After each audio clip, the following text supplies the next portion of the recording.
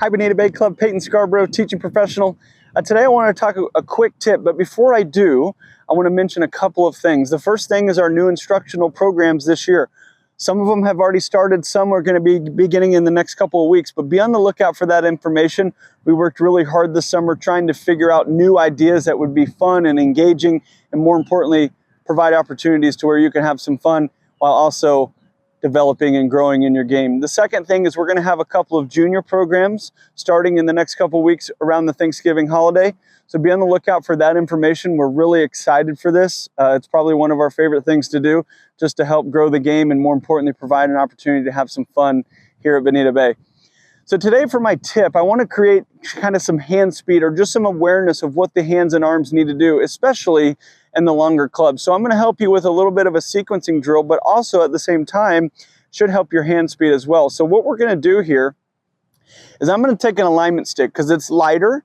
It's going to help me train my nervous system to kind of jumpstart and get going a little faster, okay?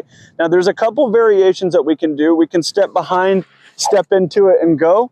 Or if that's not comfortable, we can start with our hands here. We can take a nice big step and feel it move faster. So what we're going to do here, I'm going to do the first one first here, where I take a nice big step. So I'm going to start with the club here, because in the whole scheme of sequencing is we actually want our lower body to start as our upper body is still coiling. So we want to create a little bit of separation here.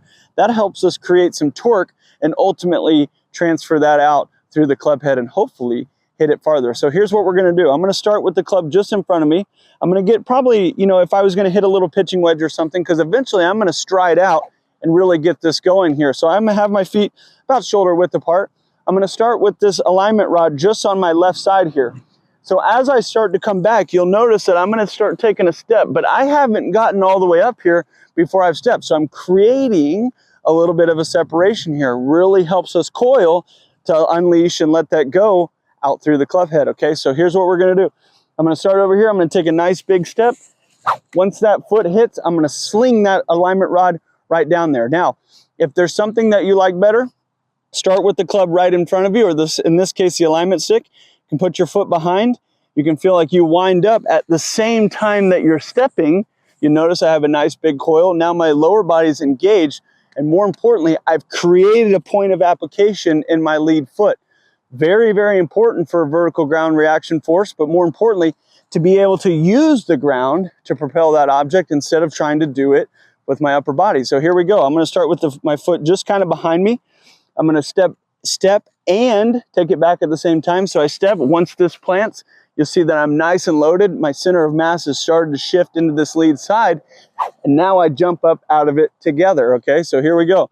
I'm going to stand behind me. I'm going to take a step and let it go. And you can hear that sound. I'm not exerting max effort because I'm creating a lot of this force into the ground. So me pushing into the ground is pushing back to me, propelling this object faster.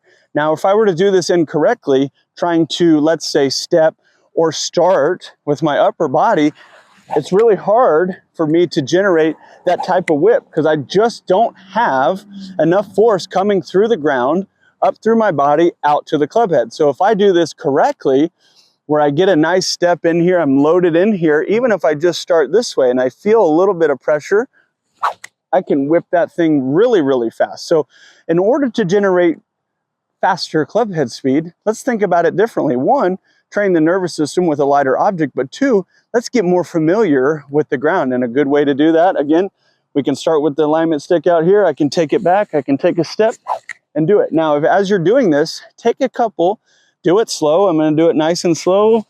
Feels like my foot hit the ground, okay? And what you'll notice, you start to find a little bit of a rhythm, okay?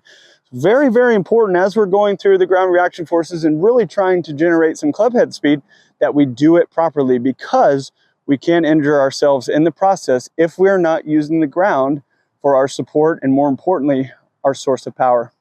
Thank you so much for watching.